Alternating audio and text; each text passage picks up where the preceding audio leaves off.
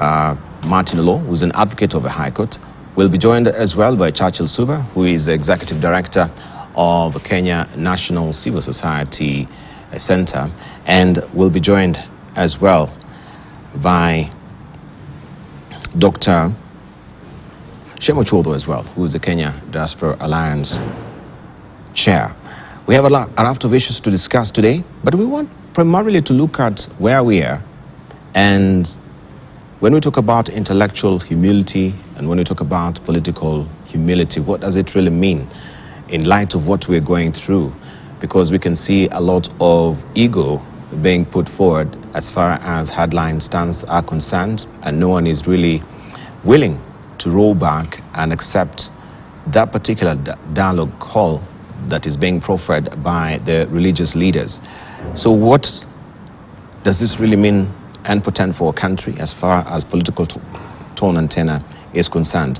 We'll be looking at that with our panelists this morning, and also you can drive a show with me by heading over to our Twitter handle, which is KTN News at KTN News. Also, you can follow me at Dibal Ainer as well.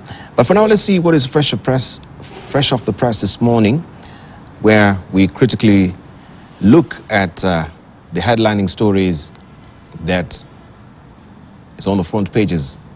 We begin with the Standard, where it's all about the bloated government right now. Yesterday we saw the 50 CSs being sworn in, and it says here Ruto beats a court to a bloated government. President William Ruto's move to have CSs sworn into office minutes before a court case challenging the legality of the appointment has raised questions despite being a chance to finish composition of the executive. President William Ruto's move to have CSs sworn into office minutes before a court case challenging the legality of the appointment has raised questions despite being a chance to finish composition of the executive. You have the story tucked away on page 8 of the Standard today. And also, we have a family photo, so to speak, of the CSs being sworn in yesterday. And this is after the swearing ceremony.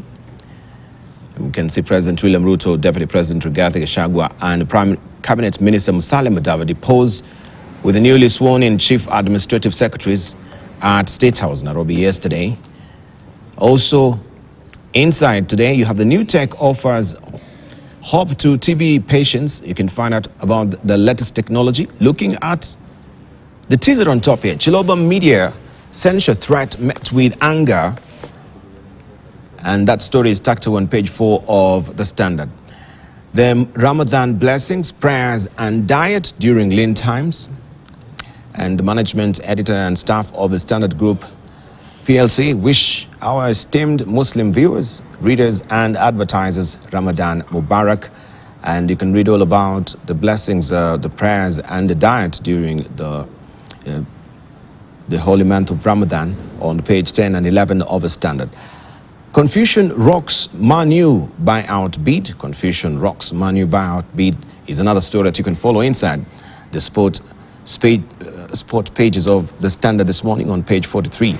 Remember to also look up inside the Standard today for the Pulse magazine, Wasn't Me. Read all about the latest in the world of celebrities. That is the Standard for you today. We have the Daily Nation up next. The headliners is what is a splash today. Allies of President Ruto and Azimio leader Raila Odinga are stoking the flames. And their faces are spread out here with their headline stance as well. We have Senate Majority Leader Aaron Cheriot is saying, quote unquote, at this rate, even KCSE results will be rejected by the students who will then declare that they have procured the services of a hacker who has since informed them they scored an A, thereby demand to be admitted into their university of choice. We have a National Assembly Majority Leader Kimani Ichung'wah saying, quote unquote, any dialogue shouldn't and must be on the state of the economy and not on extra constitutional and ridiculous blackmail issues such as servers and reversal of matters already determined in line with our statutes. We have the Deputy President, Rigathi Gachagua, saying, quote unquote, we want to tell members of the clergy that we have heard you and we respect you. But why are you telling us to hold dialogue with someone who has been blackmailing us? We are telling the clergy not to request us to sanctions, blackmail and impunity. We have also the president saying, I want to tell that friend of mine, stop bothering yourself with the demonstrations. Plan yourselves well for 2027. By then, I will have prepared myself more. Stop bothering citizens.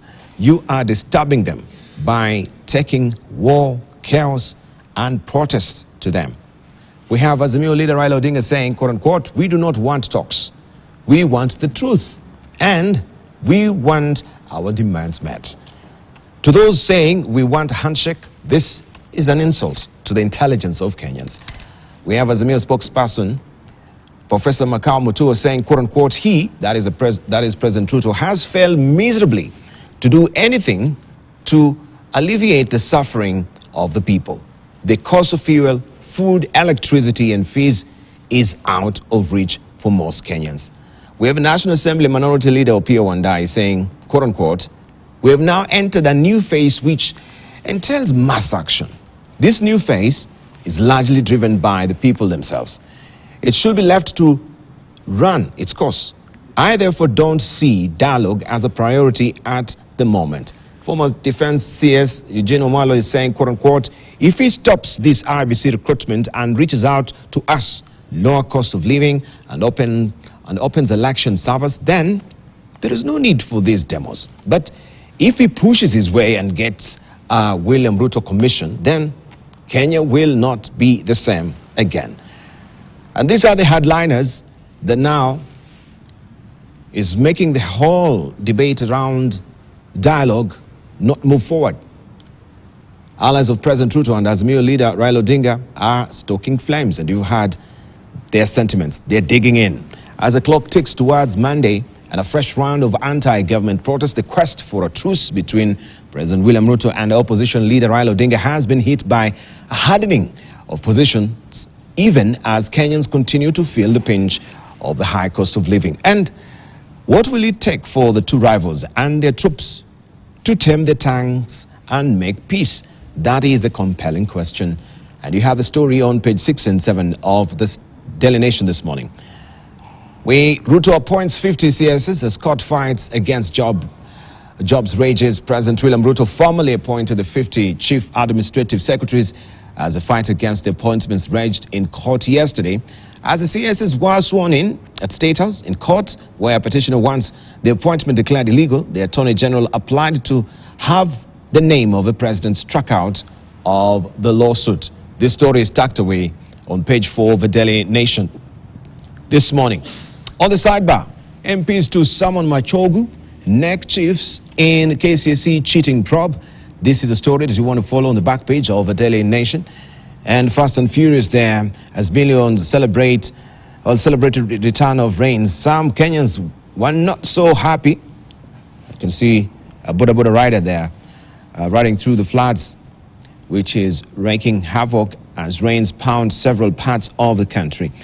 That is on page 2 and 3 of the Daily Nation this morning. Looking on top there, civil servants set for new higher travel allowances. CRC proposal to pile more pressure on wage bill. Civil servants will get their travel allowances, of course, up by 67 percentile there, even as we are going through this economic hard times. And the Kenya Kwanza government has promised to be keen on austerity measures. People will be still smiling as the allowances are topped. Just recently as well, there was a 10,000 shillings that was added to the top on top of civil servants' house allowance. That is the Daily Nation for us this morning. Let's see what is on the front page of the Star. Travel stipend. This is what we were talking about. Travel stipend, major win for civil servants. Documents show some will receive an increase as much as 8,000 shillings per trip, depending on their job group. And this is on page 4 and 5 of the Star today. shot in the arm. SRC sets standard rate for allowances payment. You can read all about it inside the Star. We shall be discussing this as well. And files complaint. Raila lifts Star boycott call, slams Chiloba over censor.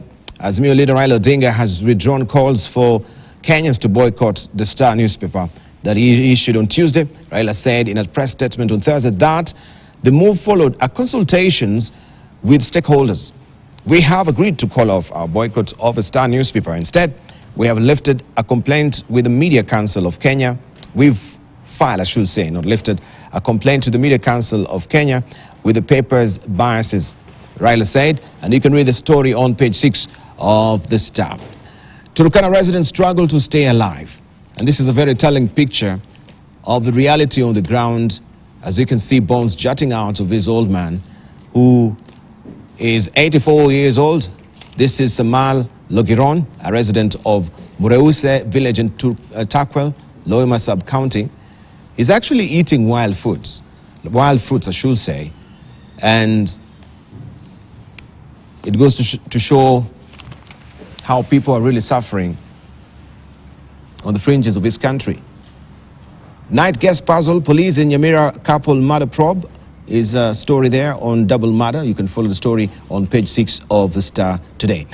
Siasa Pull-Out magazine comes in handy for you every Friday throughout the weekend. And this is looking at the history of divisive demos. Have Kenyans gained anything yet?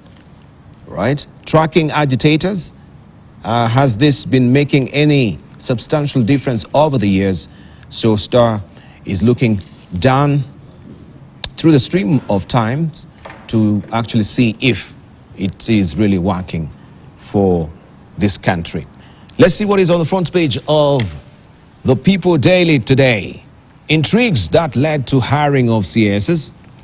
Race against judge. Ruto had information that court will stop swearing in, so his team moved with speed to gazette names at night and finish ceremony by morning. That is how quick it was. And this was just beating, of course, the challenge of the court stopping the swearing in. But still, there is a court case. And Sapit Falls Chief Justice on gay rights court verdict. That is another story that you want to read in the People Daily. Just read a sub-headline there on the main headline story. As a consequence of referral by the Speaker of the National Assembly, the head of state and government caused the appointment of nominees to various ministries as notified. Raila.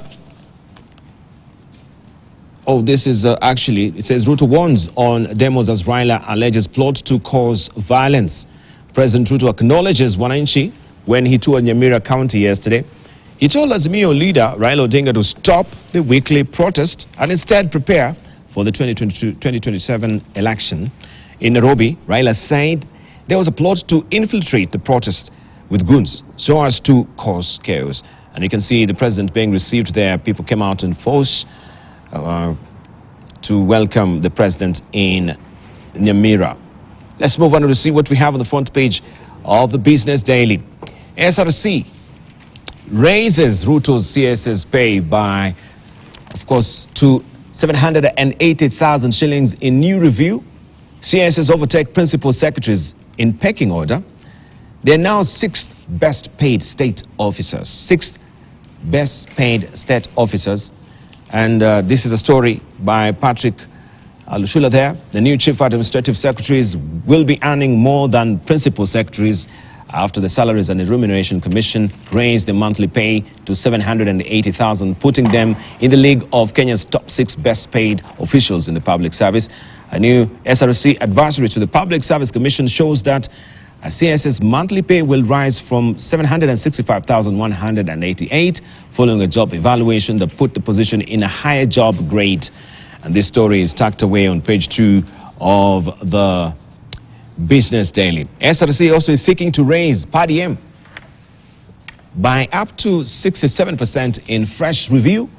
The Salaries and Remuneration Commission plans to increase travel allowances for state officers attending official duties in town outside Nairobi, Kisumu, Mombasa, and Nakuru in a move that could pile pressure on the wedge bill. And we shall be continuing with this, of course, the dailies. But last, let's see what we have on the front page of Taifa Leo today. Pastor alitoa watoto kafara? That is a probing question. Polisi wanasa mhubiri ambaye alishirikiana na mama yao kunyima watoto chakula. And you can see him there. That is Paul Mackenzie wa Good News International Church wakati wa kukamatwa kwake na polisi mjini Malindi mnamo Jumatano. You can read the rest of the details there inside Taifa Leo. Those are the headlining stories today, and we just want to rope in our panelists who are already here. Dr. Martin Olo, who is an advocate of the High Court. Also, we're joined by Professor KTN News, who is a leadership and governance professor at the Multimedia University. We have Churchill Suba with us as well, who is the executive director of Kenya National Civil Society Center, and we'll be joined shortly by also Dr. Tim Kiruhi, who is the Vice Chancellor of International Leadership University. Good morning, gentlemen. Morning. Good to see you. It's Friday. Yeah, absolutely. Yeah, I can see all of you keeping warm. I'm happy to be here. Except for you, you're not donning a tie. I thought you can see Churchill Suba is making sure his chest is covered. You know, when you're a professor, you forget that even a Friday you're supposed to dress down. That's why Professor here is still having a Many tie. professor is heading for a board meeting. You know, his week is fully tucked away with so much engagements as well. Professor, good to see you. Good morning. Good morning, Dubai. Yes, thank you for joining us. Churchill Suba. Thank you. Fresh from the village. Yes. How is the village? Rains? The rains are falling, and planting is on. I've done my bit. You went to plant, actually. You've been there for almost 2 weeks. Exactly. So we can hope that the harvest will be good, and that the rains will last throughout the period of the farming. Yeah. All right, and we thank God for the rains. We've been praying for the rains. Professor KTN News, I think the prayers at the Nyayo National Stadium are working. The rain was going to come, whether they prayed or not. The rain always comes in March. So I think it's nothing to do with the prayer. Because but also, compared to last year, I think March really passed without really having enough rains as well. If you may remember. Are you seriously telling me? Are you seriously telling me was the prayers in that place which just brought the rain? No. Yes. Don't allow Prof. We believe in prayer. to underrate. The place of prayer. And the power of prayer. Oh, prayer is great when it's done by sinless people. Not when the sinners pray. I'm not so sure even God actually listens. Actually, sinners pray and they ask for forgiveness. No, when they ask, but they ask for forgiveness. Only to sin immediately after prayers. I mean, don't take us this route. These people don't seem to be believers, so don't take us this route. You are unbeliever. It's not about being believers. Sinners can bring rain. Not sinners, because who are you to judge me as a sinner? Now, you see the number of escape routes that they have in the Bible. No, but listen, you can't judge. I can't tell whether you're a sinner or not. So we do as you say, not as you do. No, I can't. No, I saw a very nice cartoon. I saw a nice cartoon the other day.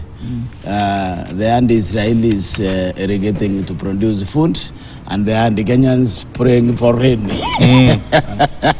So then God came from Israel.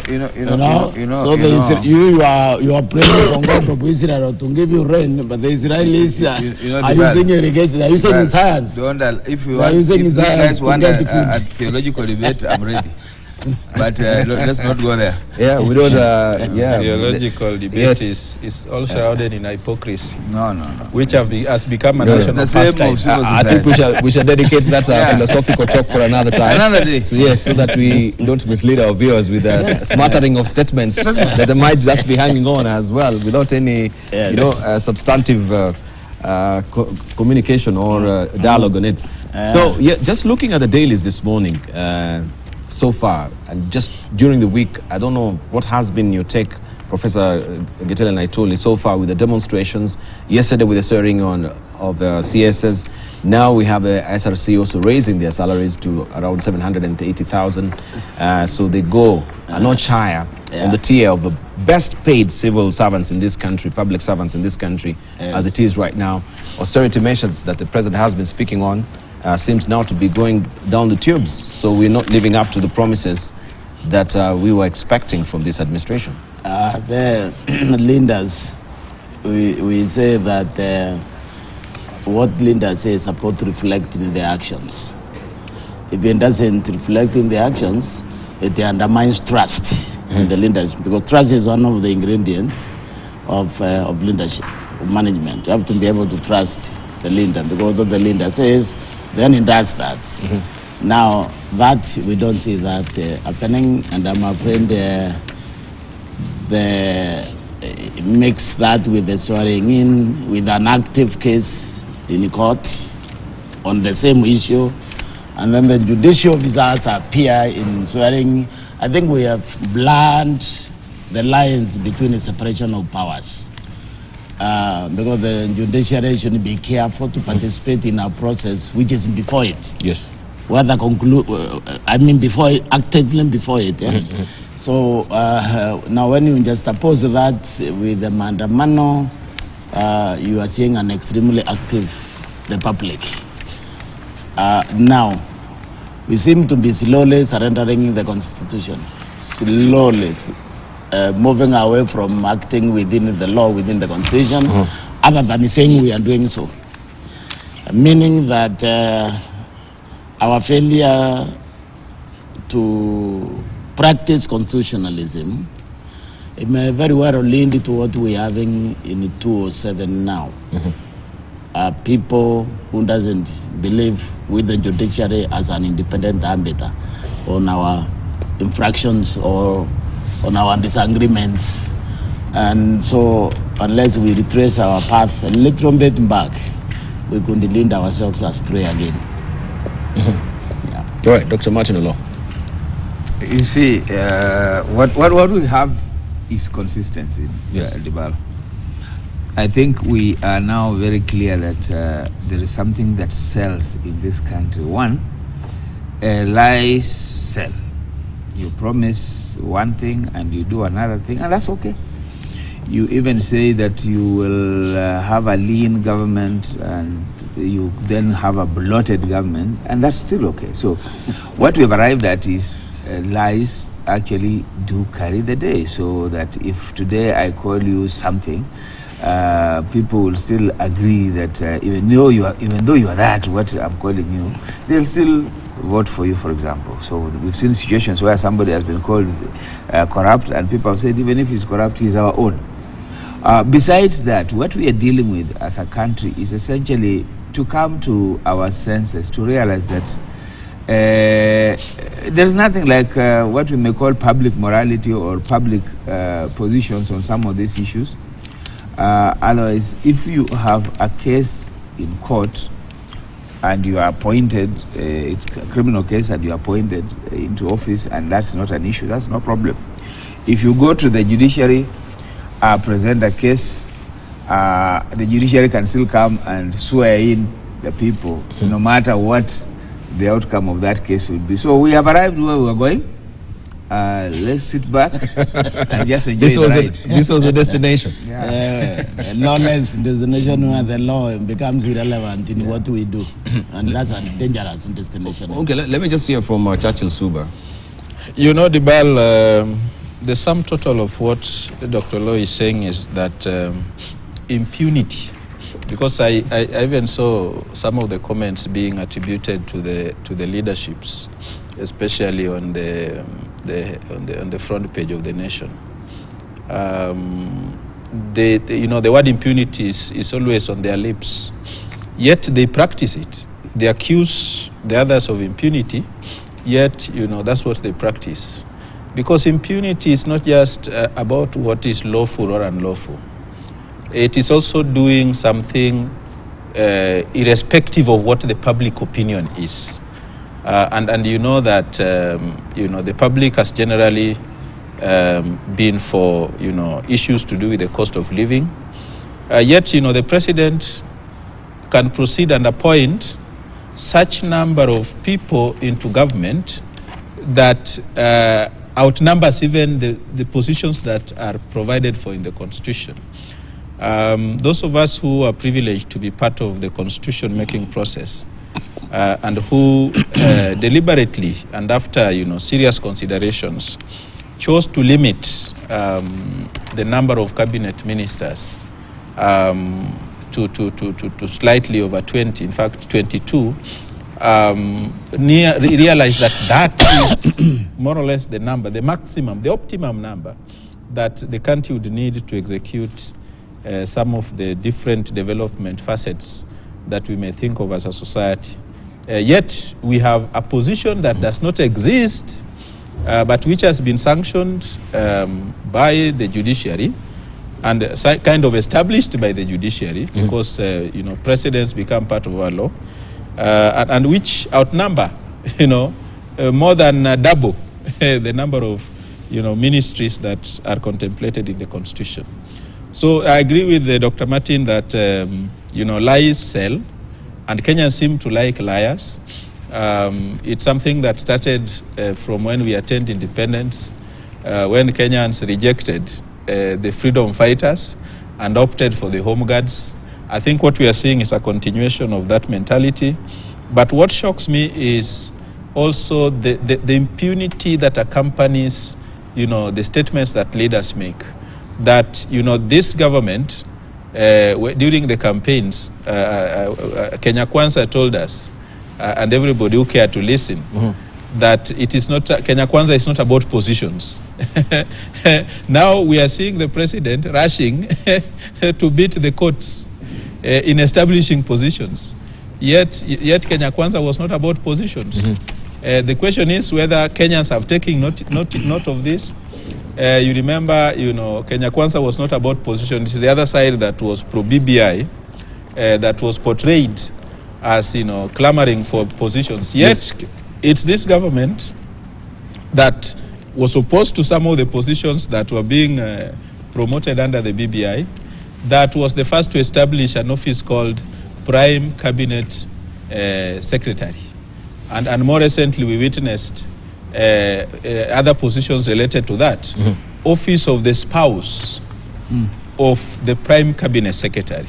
Now, if these newly appointed CSS are the second in command after the cabinet secretaries, I will not be surprised if the 50 plus of them also establish office of the spouses of cabinet administrative secretaries. Yet Kenya Kwanza was not about positions.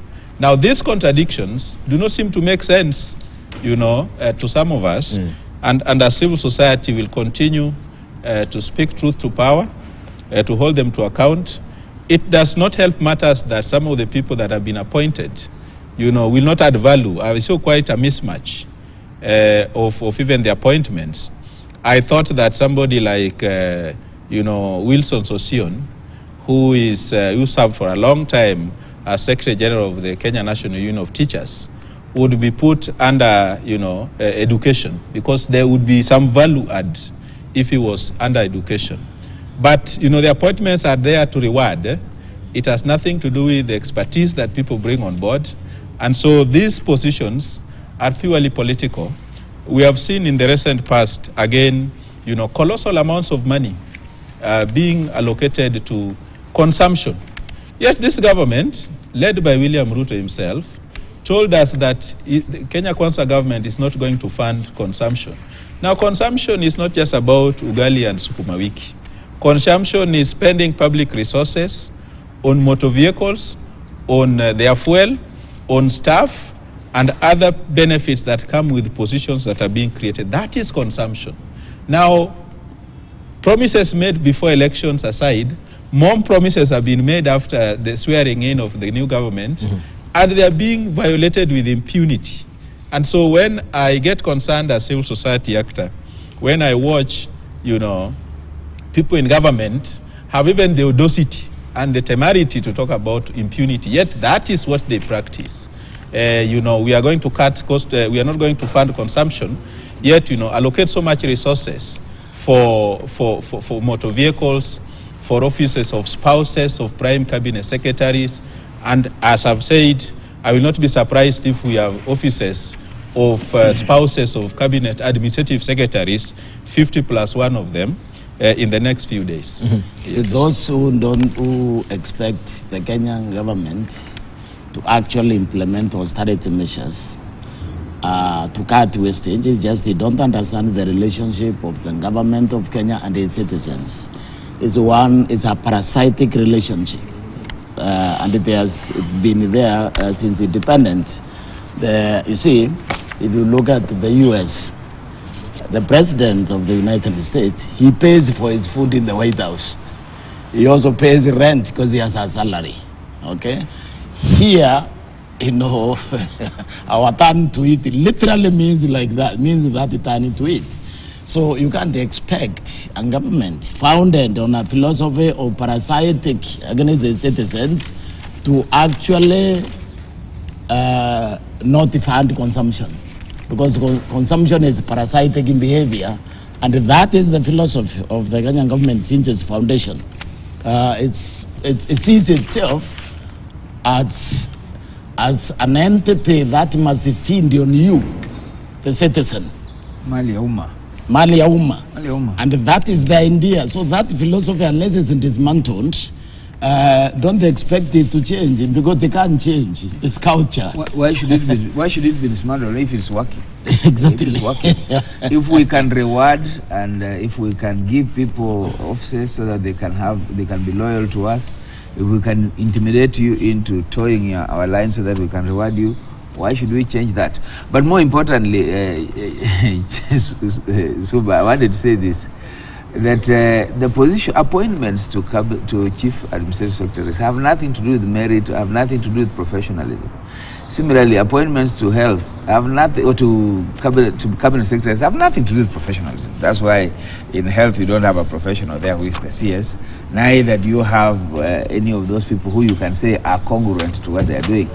That's why you can have somebody in defense who, in all purposes, doesn't think that this country needs to be defended against anything. So, the point I'm making is that the chief administrative secretaries are not positions about competence and merit. These are political pointsmen and women, and therefore Sosion is not there because he's an educationist. No. All he needs to do now is to have fuel, have 2 cars, have security, and do politics 24/7. Because what else will 4 chief administrative secretaries be doing in a ministry? That's not where their destination is. The destination is go back to your village, go back to your county, hammer politics at our expense. We pay for you, your fuel, we have a fat salary for you. We pick a siasa. And your siasa is not impartial, it's partisan. You go there, put on yellow, and talk. So those cabinet secretaries, chief administrative secretaries, have nothing to do with assisting cabinet secretaries, and they have nothing to do with productivity. Those are appointments. I expect that Nicholas Gumbo will be busy in Nyanza saying, you see, now we are in government. And others will be saying, now you see, we are in government. And on that note, Dr. Kirui, karibu sana, but it's the business of this man to welcome you. Yes, welcome you. So, I told them that we have arrived where we're going, where lies are the order of the day, where deceit is the order of the day, where fakeness, and everybody's fake. You tell us you're our savior, but when we check around, you're actually loading it on us. So, we're a country of counterfeits. But the issue though is the country inability to produce a sensitive individual who can feel the pain of the citizens, sensitive leaders. We have never been able to produce a Nyerere. We can't produce a Captain Sankara. We are unable to produce a Mandela. So what we produce, we turned our culture upside down. The people with the sufficient humanity, the Jaramogi type, okay? Those people, we don't see them because we have a different culture. And as long as we are not able to be sensitive enough to feel the pain of the citizens as leaders, as long as we can't produce those kind of leaders, then we will still stay in ground zero. We will never take off. All right. So before I rope in Dr. Kirui, I find it very intriguing as well, just as the People Daily is putting it, that we'll have a night meeting where the the president had information that the court will stop swearing in of the CSs, so his team moved with speed to gazette names first at night and finished the ceremony by morning. Because I think even the ceremony, everyone just woke up and it was such a surprise that they're being sworn in early in the morning. First of all, this issue of moving fast to beat the courts, since now there's a battle between what is happening with the government and the courts. Every move that is being made, there's someone who's going to move to the courts to actually try and stop it. From the senators, we know, first of all, also there's a move that one of the senators is moving to challenge also this appointment of the CSs. We have another one right now. I just want to unpack it a bit for us. Why would they be doing this under the covers if they know it's okay and they've been given the thumbs up by the courts? You see, Dibal, we need to go back to a bit of not so long ago, when President Uhuru Kenyatta and Ruto then appointed the first chief administrative secretaries. The court said that those positions were illegal. Did they serve the full term? Yes, they did. Yes, they did. Now, when this President Ruto wanted to have the chief administrative secretaries, did he try to fix the issue? Yes, he tried. He went to ask the Public Service Commission to actually create those positions in public. Now, the Public Service Commission created 23 positions and asked him to fill those 23 positions. Even after he tried to sanitize, he still went ahead and appointed 50. 27 more. 27 more than 23 that were appointed. Impunity in corporate. Then after that, somebody has gone to court, and then and of course, let's also agree. I agree that he did not have to take these positions to the National Assembly because there's nowhere in the Constitution where these positions are created and therefore subjected to vetting. Yes. So there's nothing. So he didn't have to take it there. But that he took it there and he realized that some people have gone to court and there's a likelihood of the court pronouncing itself, swear them in. After you sworn them in, these people went to ask that they should not be sworn in. Now they have been sworn in. That prayer is already overtaken by events. And then, even after that, if you tell this government that these positions, the 27 positions, are illegal, what will they do? They will ignore you and proceed for the rest of the term. So, once sworn in, let's expect them to be delivering for the next, not delivering, to be in office for the next while. So, what are we saying? We are saying this, and we are seeing it, and I don't know why we are not reading the signs. That today, if you steal and you are in good books, even the DPP will withdraw your charges if at all you are charged. But whether you are a thief or not, or whether you have stolen or not, and you are not in good books, you are likely to be taken to court. You know, as they say. Now, what are we saying? We are saying that we have, again, I've said we have arrived where anarchy rules, deceit rules, patronage clientelism rules. Because when you look at most of the people who are getting into office today, surely somebody who has done 2 terms as a governor, what is it that you are giving them a job for? There are so many youth here. I was going to say Suba here, but Suba has been in suicide for too long, so he doesn't need a job. But there are so many youths around here who would need jobs. Why are we not creating opportunities for them? Why are we recycling? Why are we going for people who have had service? We've seen people who are in their 70s, they have done everything they needed to do, they are retired, they are on pension, we're giving them jobs. So what are we really doing? But that's us. I want to say that is our scenario. I think this country lost in direction in 2013. Yeah. Can I just let me rope in Dr. Kirui, because all I'm seeing, first of all, we want to use for subject this morning this political humility. And it sounds a bit of an oxymoron.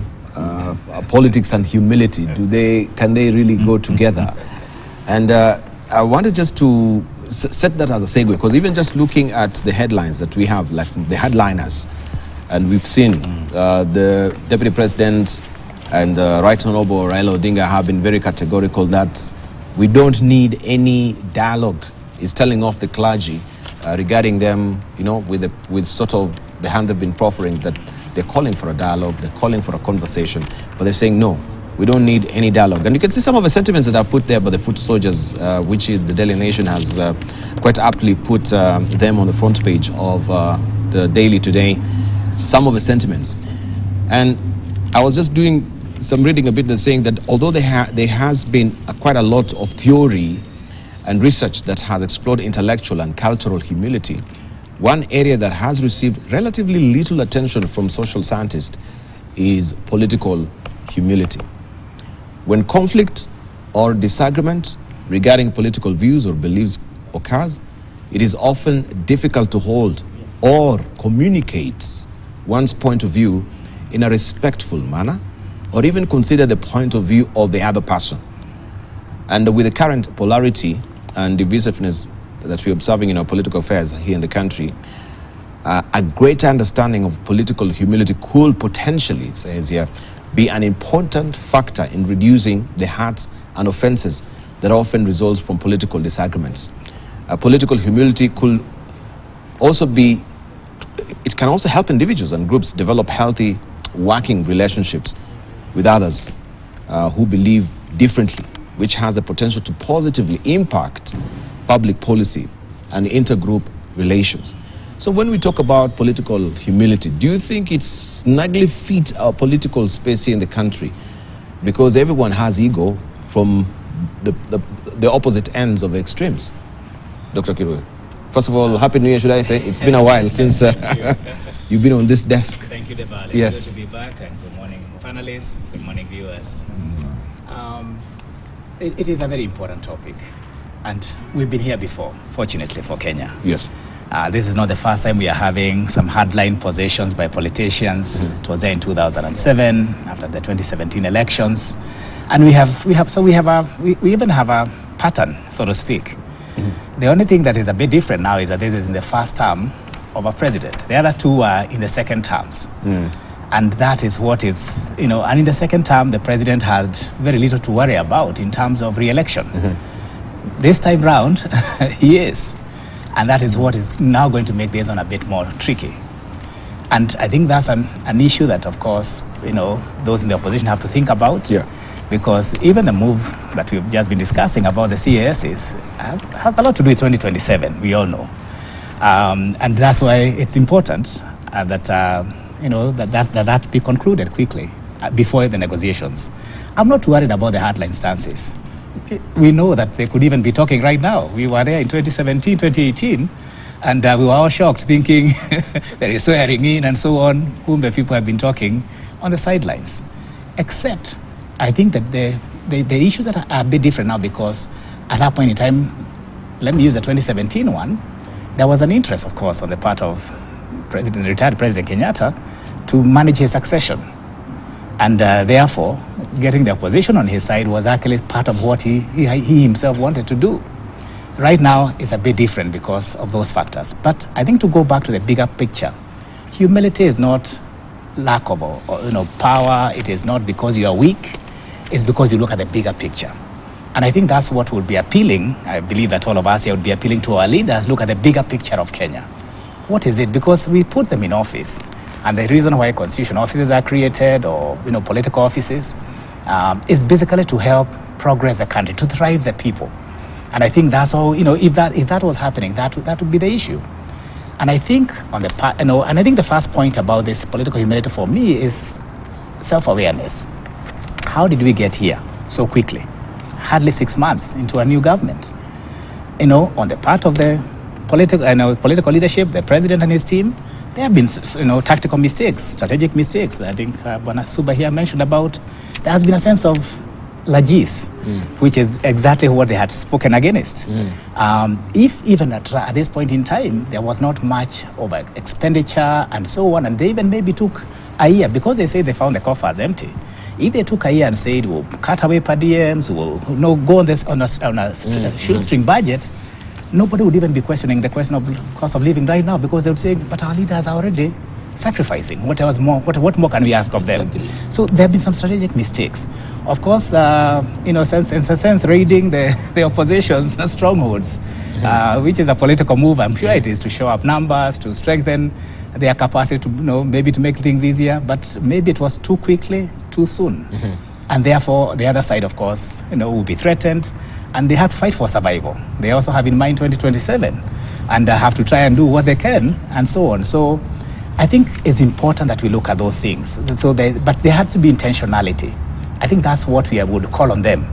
And actually, the person who makes the move first, actually, even in this, reduces the hardline stances, is likely to benefit. If you look at President Uhuru Kenyatta, he had a reason for getting into that handshake. In 2007, 2008, President Kibaki was possibly not as keen on that, the merger, in terms of the government. But we remember that retreat at Sagana, where he called, the Right Honorable Prime Minister. And that weekend, they sorted out that whole cabinet and came unannounced. Now, President Kibaki knew what his strategic, areas were. He maintained those so that he could be able to still govern. And those 4 years, whenever we talk about President Kibaki having been a great president, it was those 4 years. So if you are strategic, if you are intentional, if you know what is at play, I think we can be able to help the country. It is needed. I don't think there's no question about it. And I think both President Ruto and Honorable Prime Minister Raila Odinga have to think about the bigger interests of the country, because I think we'll hold them to account. I think part of our challenge is on the part of the citizenry, we are too docile. Right now, we should not be letting them just take the whole political, the whole space, so to speak. I mean, the economy is at risk right now, and both players. Of course, that's the strategic issue. That's even in the Mandamano is the economy. The president promised and identified that as his big issue. Of course, the Mandamano will come back and hurt the very economy.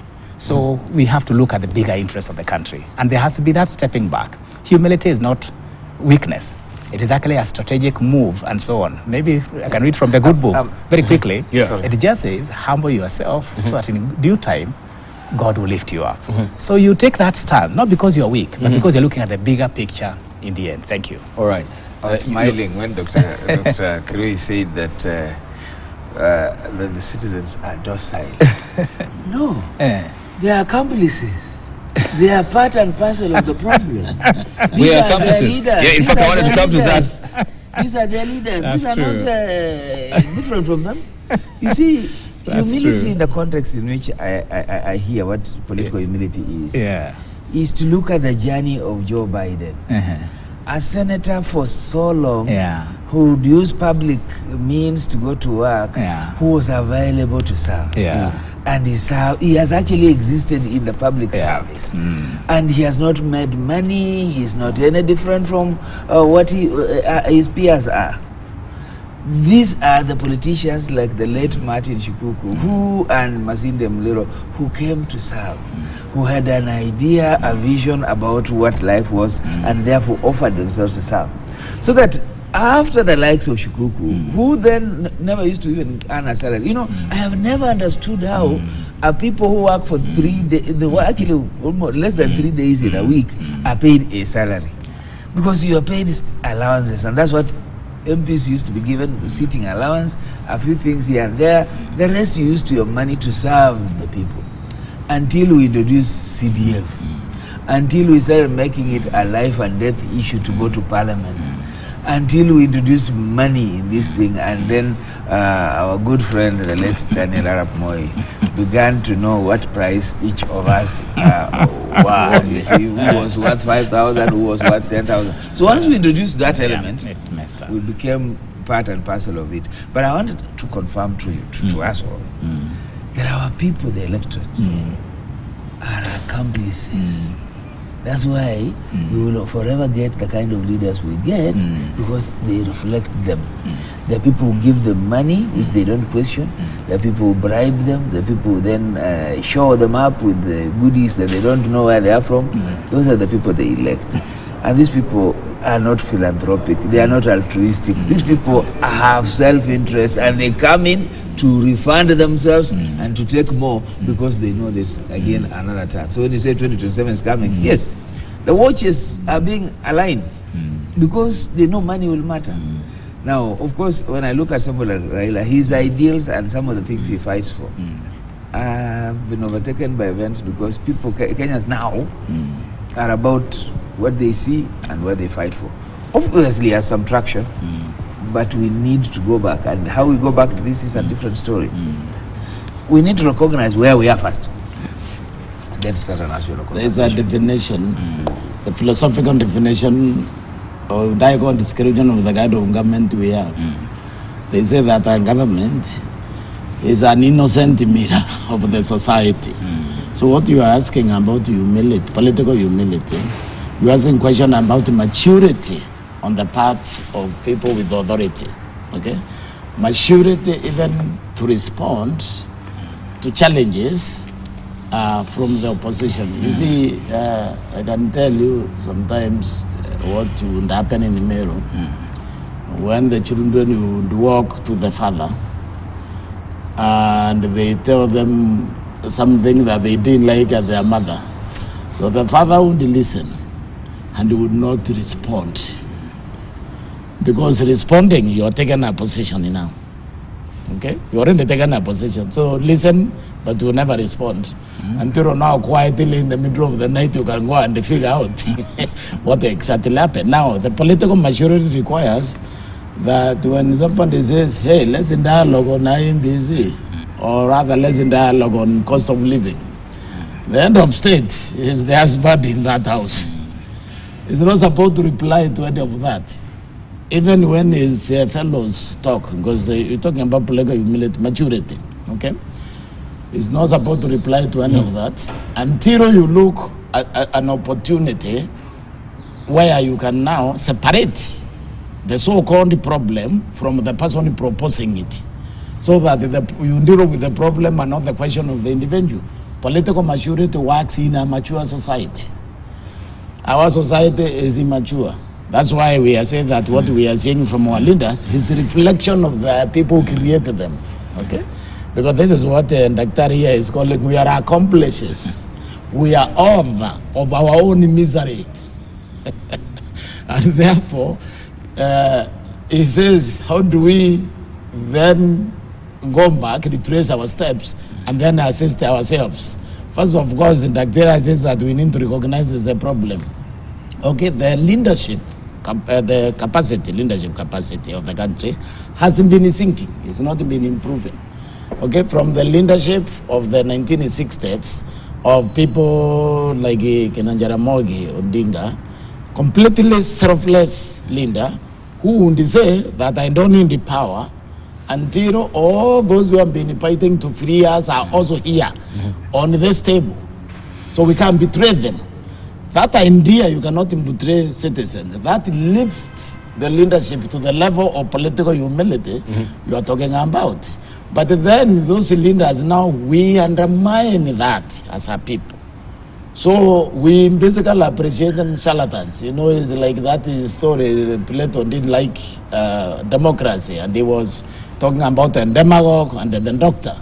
And then demagogue in the village, demagogue comes in the town and says, this doctor you want to elect, he gives you very painful medicine, nasty medicine. He cuts you, you know. He cuts you and creates pain in your body. You understand? This is the town in Demago. And the people realize, oh, wait a minute. See, I went to hospital and I was given very nasty medicine. This doctor can't solve my problem. You understand? That's why we want the democracy to be limited to people with the capacity to exactly know what they are doing. When they put that in ballot, these people can understand the character, the type of the leader you are actually trying to elect, because that person represents your choice. So this is the idea that the government is an innocent mirror of the population. It is the entire population which has been sinking. From the population we had in 1960s, we sacrificed themselves, some went to the forest, to now basically gladiators, okay? To gladiators, to set up aggrandizers, to the fact that, look, I ain't going to the office, not to serve, but to find an opportunity either for corruption or at least to have exaggerated salaries or whatever. So you realize the judiciary now. Judiciary is already co-opted into the executive. Okay? Because what happened yesterday is a travesty. When you look at it, you look at the judiciary with an active case. First of all, the conservatory orders, why they are issued, is to prevent an harm occurring that cannot be reversed. So Dr. has explained that once you appoint these people, even if you declare them illegal, they will serve full term. So that harm cannot be reversed. Now you expect your judicial officers to know that. And they still did not give conservatory orders when these people went to court, and then they provide the loophole. So a compromise, when you have a compromise in judiciary, and you have a compromise parliament, you have blurred the line on separation of powers. Because separation of powers, okay, it's called checks and balances. In a democracy, the idea is to check the excesses of the executive, the excesses of parliament. So these three branches check each other. That line now is blurred. Thank you. You don't have parliament, you don't have judiciary, you are in trouble. Thank you. All right. We're due for a session break, and then I'll pick the brains of Churchill Suba. But also, you raise a very important question regarding the maturity of a citizen. And I find it a bit unfair as well to collectively call all Kenyans immature citizens. So maybe we want to hear from you as well. What will be the metrics for measuring maturity of citizens? But you didn't complain when I said we are accomplices. We're accomplices. What is the difference? That's why so accomplices and maturity. Yeah, because it's no difference. It's the same thing.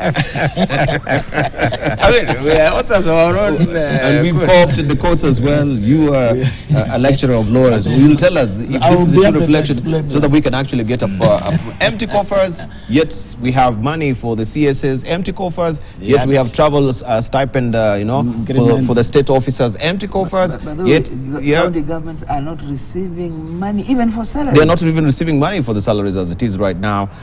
We know even for the suppliers still, they've not been paid since the regime of Uhuru Kenyatta. So we take a short break right now. A short break. When we circle back, of course, we look at this issue. We are focusing on political humility. Do we have humble leaders who are aware and acknowledge that both the strength and limitations of a political view or a particular political view, and